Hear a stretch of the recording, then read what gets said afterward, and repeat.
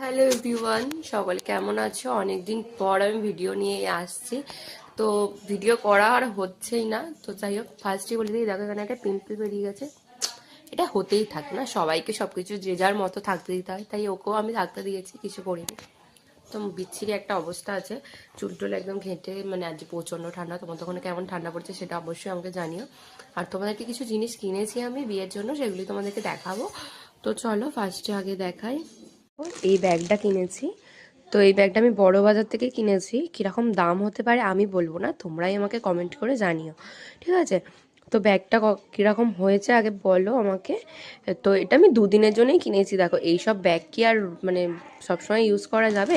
তাই আমি একটাই কিনেছি, যাতে বিয়েতেও নিতে পারি, বৌভাতেও নিতে পারি। তো লালের সাথেও গোল্ডেন যাবে, আবার পার্পেলের সাথেও গোল্ডেন যাবে, তাই নিলাম। আর এখানে একটা চেন টাইপের আছে হাতে রাখার জন্য। তো কেমন লাগছে তোমরা জানিও। আরও কিছু জিনিস আছে, সেগুলো আমি দেখাচ্ছি, দাঁড়াও। এই যে দেখো, বিয়েতে এই হারটা পরবো আর কি, মানে তো সোনার জিনিস তো পরবো, তার সাথে এটা পরবো। তো কেমন লাগবে অবশ্যই জানাও। এটা কীরকম হয়েছে হারটা অবশ্যই সেটা জানিও। তো এটাও বড়বাজার থেকেই নেওয়া। একটা নথ নিয়েছি, নথটা কীরকম হয়েছে একবার জানিও।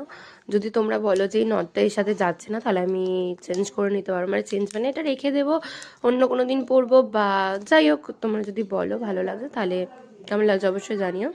দেখো, কোমরবন্ধনীটা আমি তোমাদেরকে বিছানায় রেখে দেখাচ্ছি, কারণ ওখানে তো বোঝা যাচ্ছে না এমনিতে, তাই এখানে দেখাচ্ছি। দেখো কীরকম হয়েছে।